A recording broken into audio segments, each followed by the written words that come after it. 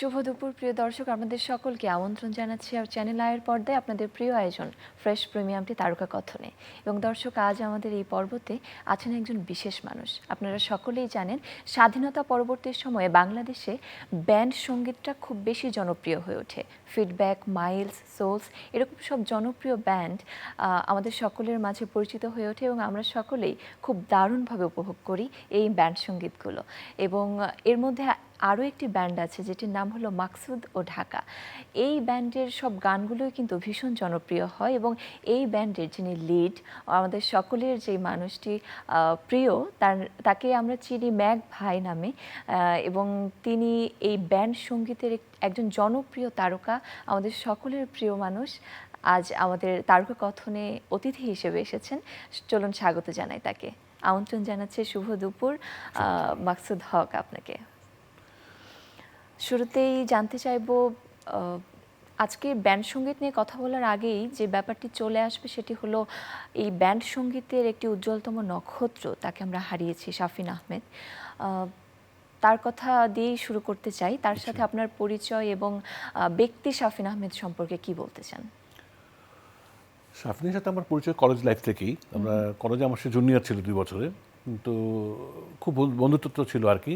এবং তারপরে over the years আমরা যখন মিউজিক শুরু করলাম, আমরা ইন্টারকন্টিনেন্টাল বাজাই, ওরা 3 দিন বাজায়, আমরা 3 দিন, এবং খুব দ্রুততা বেড়ে গেল।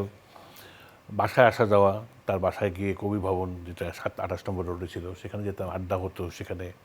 আর আমাদের সব কিছু কিন্তু সঙ্গীত নিয়ে আলাপ, সঙ্গীত নিয়ে আড্ডা।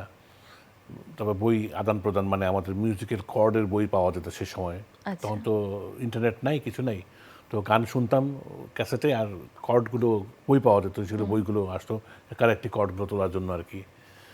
তো এই সমস্ত খুব সুন্দর অভিজ্ঞতা আর কি। তার সাথে জীবনের একেবারে ছোটোবেলার বন্ধু বলা যায়, অতএব একটা খুব ভালো সময় কেটেছে আমার সাথে ওর। এই যে বললেন বই আপনারা আদান প্রদান করতেন, এই বইগুলো আপনারা কালেক্ট করতেন কিভাবে? এটা কি হয়তো বিদেশ থেকে নিয়ে আসলো, কোনো আত্মীয়স্বজন নিয়ে আসলো, বা আমরা রিকোয়েস্ট করলাম কাউকে, বাই পোস্টে চলে আসতো বই। পোস্টে তখন পোস্টাল সার্ভিস ছিল, তো পোস্টে বললে হয়তো আমেরিকা থেকে কেউ পাঠালো, বা থাইল্যান্ড থেকে কেউ পাঠালো, বা সিঙ্গাপুর থেকে কেউ পাঠালো, বা বিদেশ থেকে কেউ গেলো আসলো, বইগুলো নিয়ে আসতো। আবার ক্যাসেট আনতো, সিডি, তখন এলপি পাওয়া যেত, রেকর্ডস আসতো, বিদেশি ম্যাগাজিনগুলো আসতো। তো আমাদের কিন্তু আদান প্রদানের অনেক কিছুই ছিল আর কি সে সময়। আপনি বললেন কলেজ লাইফ থেকেই শাফিন আহমেদের সাথে আপনার পরিচয় এবং তখন থেকে আপনারা মিউজিক রিলেটেড বই আদান প্রদান করতেন। যে মিউজিকের প্রতি প্যাশনটা, এটা কিভাবে ফিল করলেন বা মিউজিকটাকে এত বেশি ভালোবেসে ফেললেন কেন? আসলে ছোটবেলা থেকেই একটা প্যাশন ছিল আর কি ওয়েস্টার্ন মিউজিকের প্রতি। এবং আমাদের যারা গড়ে ওঠা, স্পেশালি আমরা যারা ইংরেজি মিডিয়াম স্কুল কলেজে, আমাদের কিন্তু একটু ওয়েস্টার্ন মিউজিকের সাথে একটু সম্পৃক্ততা বেশি ছিল। আমরা একটু খোঁজখবর বেশি রাখতাম, নতুন নতুন ব্যান্ডস কে আসতেছে, নতুন নতুন অ্যালবাম, ডিপ পার্পল অ্যালবাম আসলো, বিটলস আসলো, বব মার্লে আসলো, ডায়ার স্ট্রেটস আসলো, পিঙ্ক ফ্লয়েড, এগুলো কিন্তু আসতেই থাকতো আর কি, একটার পর একটা নতুন। এবং আমরা তখন তো ভিডিও নেই, কিছু নেই, টেলিভিশনে মাঝে মধ্যে 2-একটা অনুষ্ঠানে দেখা যেত, তাদেরকে আমরা দেখতাম। তো আমরা ওই মূলত বিদেশি সঙ্গীতের সাথে যে একটা সংস্কৃতি দাঁড়িয়ে গেছে, সেই সংস্কৃতিতে আমরা বাংলাদেশে আনার চেষ্টা করেছিলাম, যে বাংলাদেশেও এই একই রকম একটা সংস্কৃতি আসুক। শেষ থেকে আমাদের এই প্যাশন। এবং নিঃসন্দেহে আপনাদের জায়গা থেকে আপনারা কিন্তু সফল। অবশ্যই, অবশ্যই। আপনি পরবর্তীতে নিজের একটি ব্যান্ড শুরু করেছিলেন, মাকসুদ ও ঢাকা। কেন এই ব্যান্ডের নাম মাকসুদ ও ঢাকা এবং এর পেছনের গল্পটা কি ছিল? আমি আসলে ফিডব্যাকে থাকার সময় আমাকে মাকসুদ নামে সবাই চিনতো। তো আমি যখন ফিডব্যাক ছেড়ে চলে আসলাম, তখন মানে এই নতুন ব্যান্ডটাতে যে আমি আছি এবং আমার নামটা বাই দ্যাট টাইম এত এস্টাবলিশড আদার দ্যান ফিডব্যাক, তো সুতরাং আমি মাকসুদ এবং ঢাকা, মানে ঢোল থেকে ঢাকা, ঢাকা শহর ঢাকা না আর কি। তো মাকসুদ ও ঢাকা, সেইভাবেই গান নামটা আসে আর কি। তারপরে একের পর এক সব জনপ্রিয় সঙ্গীত আপনারা দিয়েছেন আমাদেরকে উপহার। এই যে নতুন ধারার একটি সঙ্গীত আপনারা নিয়ে আসলেন, ব্যান্ড মিউজিকটাকে বাংলাদেশের মানুষের সাথে পরিচয় করলেন, এখানে আপনাদের চ্যালেঞ্জের জায়গাগুলো কী কী ছিল? চ্যালেঞ্জ জায়গা অনেক কিছু ছিল, কারণ তখন যথেষ্ট রক্ষণশীল ছিল আমাদের দেশ, এত মিডিয়াতে প্রচার ছিল না। বলতে গেলে তখন একটাই মিডিয়া, সেটা বিটিভি। ওটা ওই এক মাসে ব্যান্ড সঙ্গীত নামে একটা অনুষ্ঠান করতো, সেখানে আমরা অনেকে সুযোগ পেতাম, অনেকে সুযোগ পেতাম না। তো যন্ত্রপাতির স্বল্পতা ছিল, আমাদের অনেক ইকুইপমেন্ট পাওয়া যেত না, মিউজিক্যাল ইনস্ট্রুমেন্টসের অভাব। তখন তো দেশে তখন সেইভাবে জনপ্রিয় হয়ে আসেনি, এবং প্রচুর ব্যয়বহুল। মানে এই যন্ত্রপাতিগুলো আমরা বাইরে থেকে আনতাম, বাংলাদেশে তেমন কোনো দোকান ছিল না তখন। তো সিঙ্গাপুর থেকে আনা বা আমেরিকা থেকে আনতে গেলে অনেক খরচ, সেই ট্যাক্স দেওয়া, সেই কাস্টমস ক্লিয়ার করা, তো অনেক ঝামেলা, অনেক অনেক চ্যালেঞ্জ ছিল। প্লাস এই সঙ্গীতটাকে ন্যাশনালি এস্টাবলিশ করার পিছনেও কিন্তু আমাদের যথেষ্ট লড়াই গেছে। সে সময়টাই আপনাদের তো অনেকগুলো গানই জনপ্রিয় হয়েছিল, তারপরেও আপনার জায়গাটা থেকে কোন গানটি আপনার সব থেকে প্রিয়? না, আমার প্রিয় গান বলতে তো সব গানই আমার প্রিয়। আমার নিজের লেখা, নিজের সুর করা সব গানই প্রিয়।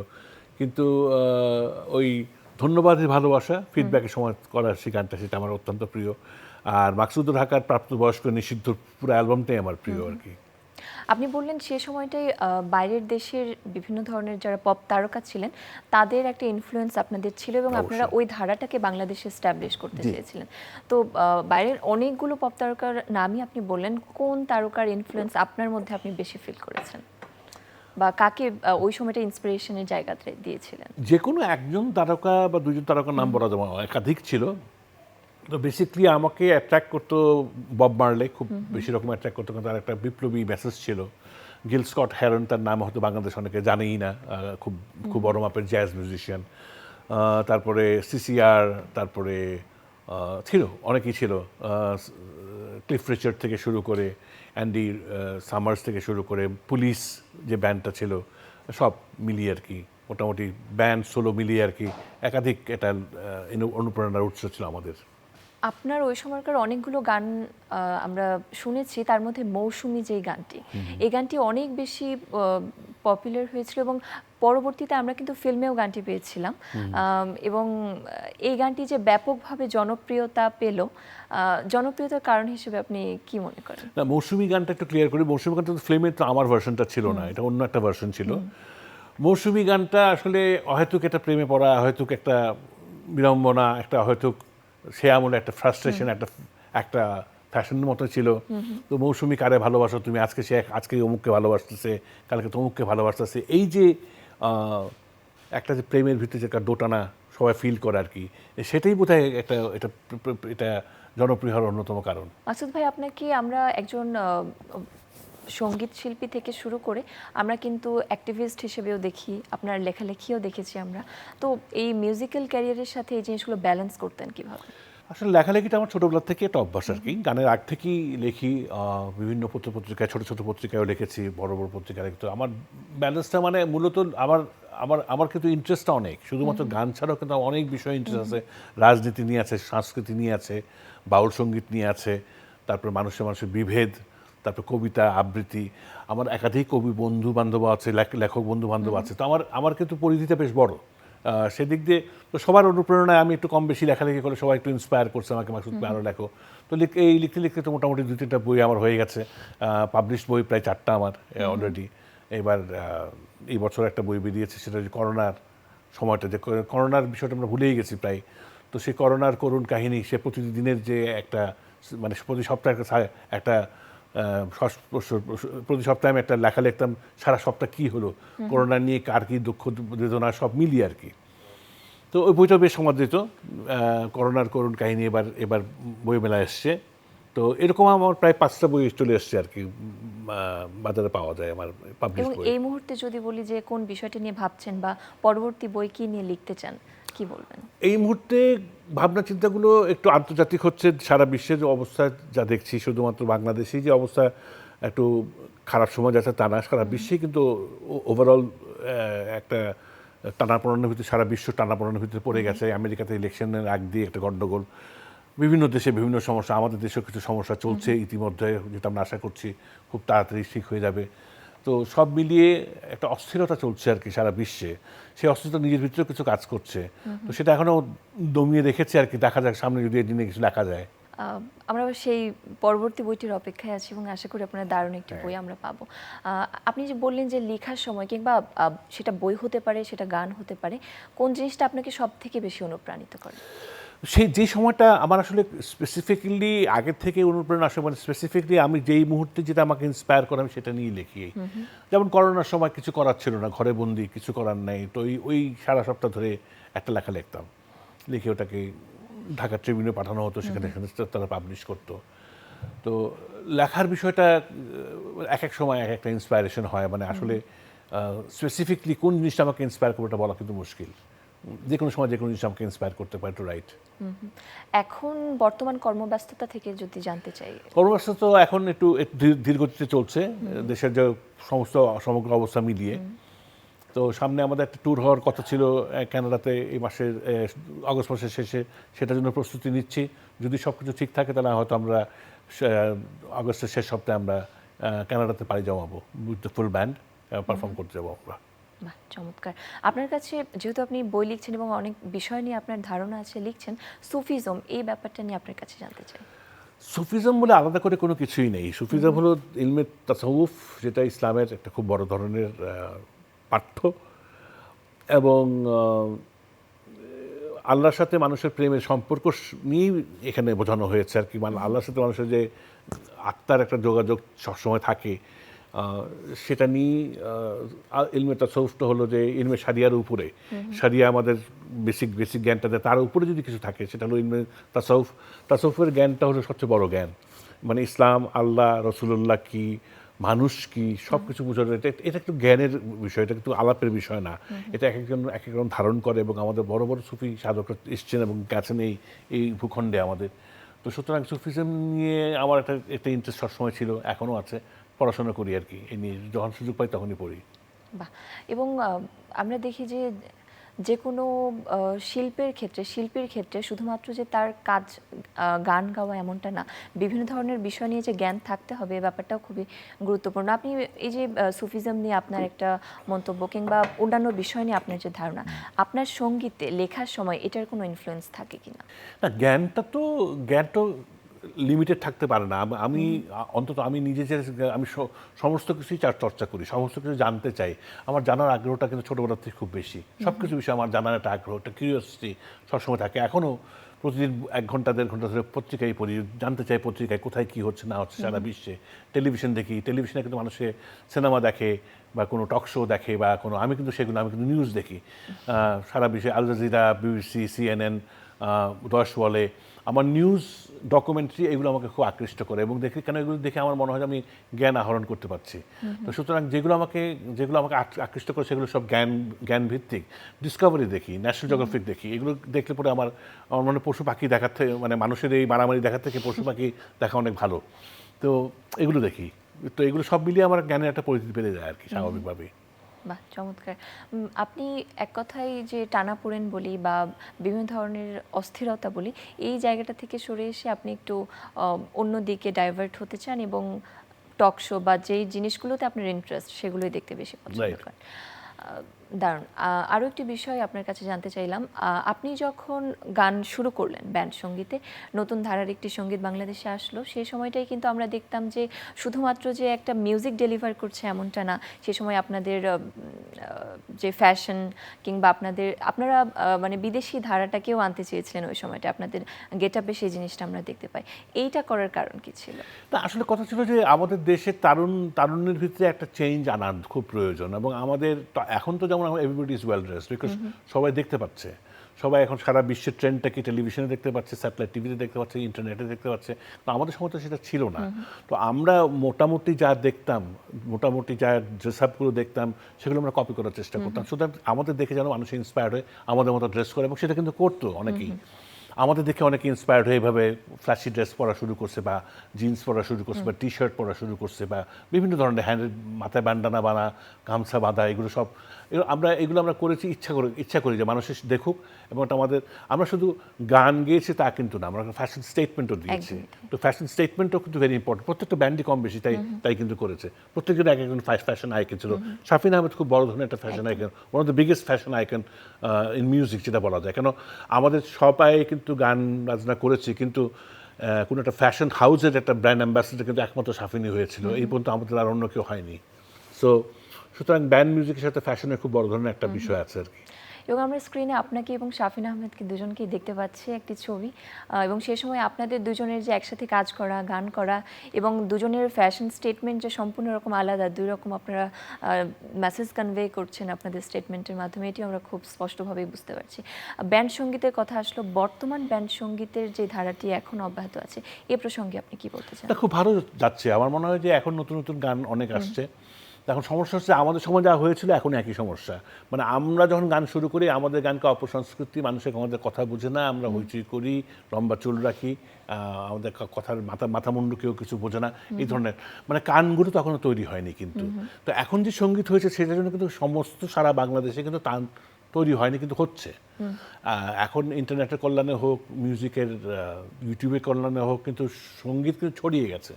আমাদের সমাজে আমরা লিমিটেড ঢাকা শহরে কিছু কিছু শহর ক্যাসেট যত যেত অতই কিন্তু মিউজিক। এখন তো সারা বাংলাদেশে, সারা পৃথিবীর মিউজিক এসে সবার হাতের মুঠোয়। অর্থাৎ মিউজিক তো ভালো হতে বাধ্য।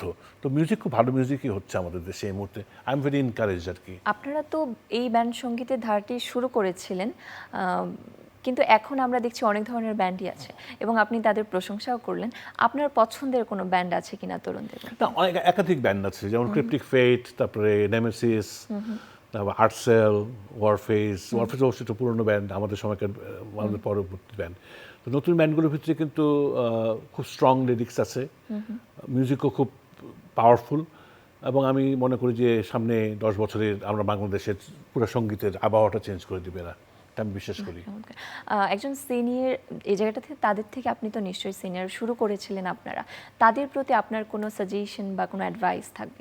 আমি আসলে উপদেশ দেওয়ার কেউ না, কিন্তু এখন এই জেনারেশনটা এত ইন্টেলিজেন্ট এবং এত কিছু বোঝে, ওদেরকে আলাদা করে আমার কিছু অ্যাডভাইস দেওয়ার কোনো কিছু নেই। তবে আমি শুধু এতটুকুই বলি যে তোমরা আরও চর্চা করো, গান সামনে আরও নিয়ে আসো এবং মানুষের কাছাকাছি আরও যাও। এমন সব গান করে মানুষের খুব কাছে চলে যাওয়া যায়। যেমন আমরা অনেক ধরনের গান করেছি, কিন্তু ম্যানেজারের মতো তো গান না করা পর্যন্ত কিন্তু মানুষের কাছাকাছি আমরা যেতে পারিনি। তো সুতরাং ঠিক ম্যানেজারে না, ওই টাইপের এমন কিছু গান করে যেগুলো মানুষের একেবারে মুখে মুখে চলে যায়, সারা বাংলাদেশে প্রতিটি মানুষ যেন আত্মার ভিতরে গেঁথে যায়। তো সেটা আমার একটা রিকোয়েস্ট আছে, সেরকম গান তৈরি হওয়া উচিত আর কি। এমন কোনো গান সাম্প্রতিককালে আপনার কানে এসেছে কিনা বা ওইরকম ভালো লেগেছে কিনা যে এই গানটি আছে? এই প্রত্যেকটা ব্যান্ডে এখন আলাদা করে বলা যাবে না, কিন্তু আমার মনে হয় যে প্রত্যেকটা ব্যান্ডেরই খুব ভালো ভালো কিছু গান আছে। আমি শুনি, ওদের সুযোগ পেলেই শুনি। এখন তো আগের মতো আমরা যেমন সব ক্যাসেট ছেড়ে স্পিকার দিয়ে শুনতাম, সেটা তো এখন হেডফোনে শুনতে হয়। আমার কানের সমস্যা, বয়সের কারণে কানের সমস্যা হচ্ছে, অত বেশি শুনতেও পাই না, কিন্তু যতটুকু শুনি ভালো লাগে। হ্যাঁ, ভালো গান আছে। মাকসুদুল হক যদি ব্যান্ড সঙ্গীতে না আসতো, সে পেশা হিসেবে কোনটিকে বেছে নিত? বলা খুব মুশকিল।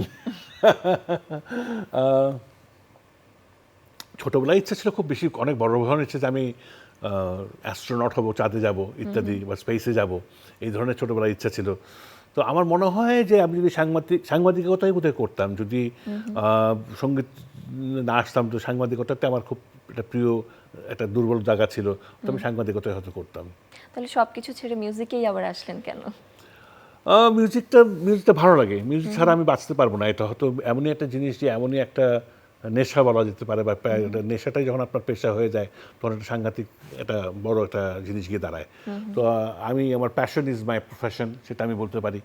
সো মিউজিক ছাড়া যাবে না, মিউজিক ছাড়া আমি বাঁচতে পারবো না। এরকম ডেডিকেশন থাকলেই হয়তো এত চমৎকার সব গান উপহার দেওয়া সম্ভব হয়। আশা করা যায়, হ্যাঁ। একদম। আরেকটি বিষয় একটু জানতে চাইবো, এই যে শাফিন আহমেদের ব্যাপারটিতে চলেই আসছে, এমন কোনো কথা বা এমন কোনো কাজ কি ছিল তার সাথে আপনার, যেটা হয়তো আপনি বলতে পারেননি বা করতে পারলে আরও একটু ভালো লাগতো আপনার? শাফিন আমার গানের লেখা এবং সুর করার বিষয় নিয়ে তার খুব একটা পজিটিভ ভাইব ছিল আমার সম্পর্কে। সে বলতো যে দোস্ত তুই লেখা খুব সুন্দর, আমাকে একটা গান লিখে দিস। এবং আমি তাকে কিন্তু একটা খসড়া পাঠিয়েছিলাম, সে এটা নিয়ে কাজ করছিল কিনা জানি না। আমি বলছি দোস্ত আমি তোকে এতটুক দিচ্ছি, তুই অল্প অল্প করে আগা। তো একটা গানের মুখ সৃষ্টি করে আমি তাকে ওই মেসেঞ্জারে পাঠিয়েছিলাম যে তুই এটা দেখ, এটা কিছু করা যায় কিনা, সুরটু দাঁড়া করা আমি আছে, পরবর্তীতে এটা যেহেতু আগালে পর আমি। তো ওই গানটা অবশেষে আর শেষ করতে পারলো না। তো ওর ইচ্ছা ছিল যে আমার লেখা এবং সুরের সেটা গান করবে, তো সেটা আর করা হলো না। এটা একটা খুব বড় দুঃখ রয়ে গেল আমার। বাংলাদেশের এই ব্যান্ড সঙ্গীত, এইটাকে আরেকটু ইমপ্রুভ করার জন্য ইন ফিউচার আপনার কোনো কিছু করার প্ল্যান আছে কিনা? বাংলাদেশের ব্যান্ড সঙ্গীত এমনিতেই অলরেডি অনেক অনেক আপনার ব্যক্তি জায়গা থেকে কোনো শক্তিশালী ভিত্তি দাঁড়িয়ে গেছে এখন, কোনো সন্দেহ নেই। কিন্তু এখন আমাদের আন্তর্জাতিকভাবে আরও প্রচার চাই। আন্তর্জাতিক প্রচার করতে হলে আমাদের রাষ্ট্রের একটা খুব বড় ধরনের ভূমিকা। যেমন ধরেন কে পপ, এটা কিন্তু সম্পূর্ণ কোরিয়ান গভর্নমেন্টের পৃষ্ঠপোষকতায় সারা বিশ্বে চলে গেছে, যদিও কোরিয়ান ভাষাটা সারা বিশ্বে কিন্তু বলে না। তো আমাদের বাংলা ভাষাভাষী কিন্তু লোকজন সারা বিশ্বে অনেক আছে, এবং বাংলা ভাষাটা এমন সুন্দর ভাষা যেটা যে কোনো লোক কিন্তু ক্যাচ করতে পারবে। তো এটা যে সরকারি পৃষ্ঠপোষকতা এবং আমাদের বহুজাতিক বা আমাদেরগুলো দেশীয় যেগুলো বড় বড় কোম্পানি, তারা যদি একটু পৃষ্ঠপোষকতা করে, আমার মনে হয় এটা আন্তর্জাতিক যাওয়াটা খুবই সম্ভব এবং খুব তাড়াতাড়ি চলে যাবে। তো এটা কেন সেই যে ভিড়টা দাঁড়িয়ে গেছে আর কি। আমরাও সেই প্রত্যাশা করি বাংলাদেশের এই বাউন্ডারিটা ছাড়িয়ে পুরো বিশ্বের বুকে ছড়িয়ে যাক বাংলাদেশের ব্যান্ড সঙ্গীত। প্লেব্যাকটা নিয়ে আপনার কাছে একটু জানতে চাই। প্লেব্যাক আমি করেছি কিন্তু খুব বেশি করিনি, আমি বোধহয় 4-5টা গান করেছি ওই সেই আলোদিনারি ভাইয়ের সুরে, তোমাকে দেখলে একবার, মরিতে পারি শতবার, অঞ্জলি সিনেমাতে করেছিলাম, তারপর আর 2-1টা করেছি। তো প্লেব্যাকটার রিসেন্ট বোধহয় আমি 8-10 বছর আগে একটা নতুন সিনেমার জন্য করেছিলাম, কিন্তু সেটা এখন মতো রিলিজড হয়নি। তো প্লেব্যাকটা আমার খুব ভালো লাগে, যদি সুর কথা যদি ভালো হয় তাহলে ইয়েস, নাহলে কিন্তু অধিকাংশ আনফর্চুনেটলি অনেক অনেক গানের সুর নিয়ে আসে যেগুলো আমার সুর ভালো, মানে সুর আর কথা ভালো না হলে আমার গান করতে ইচ্ছা করে না আসলে। তো সুর কথা যদি সুন্দর হয় তাহলে আমি অবশ্যই আশাবাদী এবং আমি করবো। তবে আমরা তুলনামূলকভাবে কিন্তু আপনাকে প্লেব্যাকে খুবই কম পেয়েছি, এটার কারণ কি? ওই যে আমার রুচির বিষয়, আমি সব গানে মানে এখন তো অনেক ইমপ্রুভ করছে, কিন্তু যে সময় আমি প্লেব্যাক করতাম তখন কিন্তু অধিকাংশই সুর হতো নকল সুর।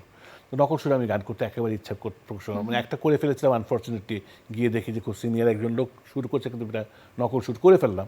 তারপর আমি প্রতিজ্ঞা করছি না, আমি এমন বলে দিতাম যে না, যদি নকল সুর হয়, ইন্ডিয়ান সুর হয় বা হিন্দি সুর হয়, আমি কিন্তু করবো না, আমি এটা বলে দিতাম। বা কোনো বিদেশি গানের, ইংরেজি গানের যদি সুরে বাংলা করার চেষ্টা হয় তাহলে আমি করবো না। তো এই কারণেই হয়তো মানে করা ওই হয়নি। সময়টা আপনাদের হচ্ছে যে চুজে ব্যাপারটা খুব জি, বেশি জি, ছিল। জি। আম, আপনি যখন এসেছেন মাকসুদও ঢাকার বর্তমান অবস্থা সম্পর্কে জানতে চাই এবং পরবর্তীতে আপনাদের কোথাও পারফরমেন্সের কোনো প্ল্যানিং আছে কিনা? আমাদের ওই ক্যাসেটের কিছু কাজ চলতেছে, 5-7টা গান হয়ে গেছে এখন পর্যন্ত। আমাদের বিভিন্ন কারণে আমরা এগুলো রিলিজ করতে পারছি না, যেমন অনেক ব্যয়বহুল রেকর্ডিং করতে। আমরা একটু ওল্ড ফ্যাশন স্টাইলে রেকর্ডিং করি, স্টুডিওতে কাজ করি, অরিজিনাল সব আমরা যন্ত্রপাতি সব ড্রামসই ইউজ করি, আমরা কোনো মেশিন ইউজ করি না। তো আমাদের খরচ খুব হাই। তো সে খরচের একটা বিষয় আছে, ইউটিউব করার মতো যে ভিডিও করার মতো যে খরচটা সেটা আমাদের জোগান নেই। আমরা বিভিন্ন স্পন্সরের কাছে যেতেও পারছি না, আমাদের একটু একটু চোখ লজ্জা আছে আমাদের, সেটাও একটা বিষয়। আর এমনিতে শো অনেক করেছি আমরা আমরা ইতিমধ্যেই অস্ট্রেলিয়াতে 2-3 বার গেছি, ইন্ডিয়াতে আমরা গিয়েছি কয়েকবার শো করতে। এখন আমাদের ওই যে যেটা বললাম আর কি, কানাডা একটা যাওয়ার কথা সামনের মাসে, অগস্ট মাসের শেষে। বাহ, চমৎকার। আপনি ক্যাসেটের কথা বললেন, সেই যে শুরু ক্যাসেট দিয়ে, তারপরে সিডি, তারপরে ধীরে ধীরে এখন আমরা স্পটিফাইয়ের যুগে চলে এসেছি, এই যে একটা Right. রিভলিউশন হচ্ছে, এই রিভলিউশন সম্পর্কে কি বলবেন? না, এটা খুবই পজিটিভ, এটা খুবই পজিটিভ। কেন এখন কিন্তু বিষয় হচ্ছে কি, আমরা কিন্তু গান শুনছি কম। আগের দিনে যেন একটা ক্যাসেট আসলে পরে আমরা কিন্তু ছেড়ে সব বন্ধু বান্ধব সব মিলে পুরো ফ্যামিলি বা সারাদিন ক্যাসেটটা চলছে, সারা বাসার লোক শুনতেছে বা মহল্লাতে বাজতেছে শুনছে, সেটা কিন্তু কমে গেছে। এখন কিন্তু ব্যক্তিগত হেডফোনে কে কী শুনছে আমরা জানি না। তবে সুন্দর বিষয়টা হলো, খুব ভালো খবরটা হলো যে ক্যাসেট আবার ফেরত আসতেছে। অলরেডি কিন্তু এলপিগুলো আসা শুরু হয়েছে, কিন্তু আমরা মনে করছি গত সামনে 2-3 বছর ভিতরে আবার ক্যাসেট ব্যাক করবে, কেন মানুষ পার্থিব কিছু চায়। একটা ক্যাসেটের কভার, তার কিছু ছবি থাকবে, কিছু গান ইনফরমেশন থাকবে, কিছু গানের কথা থাকবে, এগুলো কিন্তু মানুষের চায়। তো আমরা আশা করছি 2-3 বছরের ভিতরে আবার ক্যাসেট ব্যাক করবে। এই সময়টাই দাঁড়িয়ে যদি আপনি গান লিখতে বসেন, কোন বিষয়টিকে আপনি বেছে নেবেন? এখন তো কথা হচ্ছে যে দেশের পরিস্থিতি ভালো না, তরুণ প্রজন্ম প্রচণ্ড পিছপা হয়ে গেছে, প্রজন্ম মানমুখী হয়ে গেছে। এগুলোকে শান্ত করার একটা খুব বড় ধরনের বিষয় হয়েছে। মানুষকে শান্ত রাখার, শান্তিকে সুযোগ দেওয়া একটা খুব বড় বিষয়। আমরা বিশৃঙ্খল অবস্থা, মানুষ সেখানে সুযোগ নিচ্ছে, আমরা কোনোভাবে কন্ট্রোল করতে পারছি না, সরকারও একেবারে বিব্রত। সব মিলিয়ে একটা খুব অরাজক সৃষ্টির সময়ের ভিতরে আমাদের কিন্তু সময়টা এই মুহূর্ততে যাচ্ছে আর কি। তো এই সময়টার জন্য যদি আমি সুযোগ পাই, হয়তো এই মানে অন্তত কোনো পক্ষ না নিয়ে, নিরপেক্ষের পক্ষ নিয়ে, যারা নিরপেক্ষ তাদের একটা পক্ষ কিন্তু আমরা আছে, সত্যের পক্ষ আর কি। তো সত্যের পক্ষ নিয়ে যদি কিছু লেখা যায় লিখবো ভাবছি আর কি। এই সময় খালি গলায় আমরা কি একটি গান শুনতে পারি? আসলে আপনার প্রিয় যে কোনো একটি গান। তোমার চিঠিটাই গাইছি, অনেক পুরনো গান। নিশ্চয়ই। আজ তোমার চিঠি যদি না পেলাম, হায় নাকি ভেবে নেব ডাক পিয়নের অসুখ হয়েছে।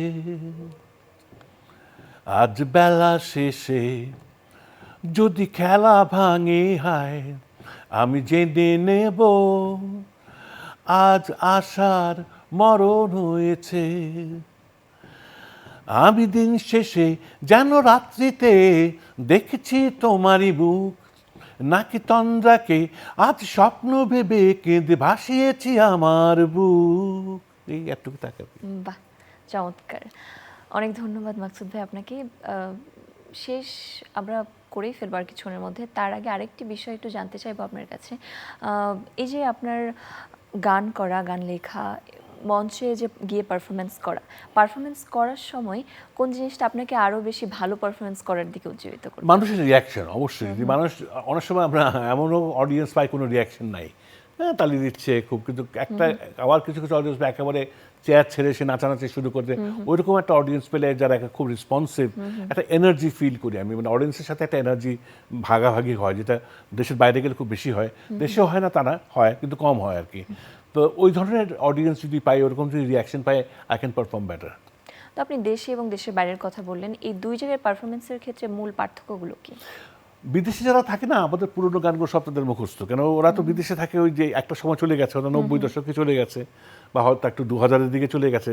তো ওরা কিন্তু আমাদের যেই গানগুলো দিয়ে আমরা তো 90 দশকের মানে স্টার আর কি, বা আমাদের পরিচয়টা 90 দশক থেকে। তো সেই সময় তাদের সব গানগুলো পরিচিত, এবং আমরা যখন গান করি সাথে সাথে সবাই কিন্তু একসাথে গায়। এটি পার্থক্য। কেন বাংলাদেশ আবার অনেক জায়গায় এখন আমাদের পুরনো গানগুলো অনেকে শুনেই নেই, বা হয়তো এখন নতুন নতুন করে শুনতেছে। অতএব একটা পার্থক্য হলো লিসনিং এর পার্থক্য আর কি। মানে যে একটা জেনারেশন গ্যাপ থেকে যাচ্ছে এক্স্যাক্টলি দুই জায়গা থেকে। বা চমৎকার এক আড্ডা হলো মাকসুদ ভাই আপনার সাথে, অনেক ভালো লাগলো আপনার সাথে কথা Same বলে, here. নানা ধরনের বিষয় আমরা জানতে পারলাম।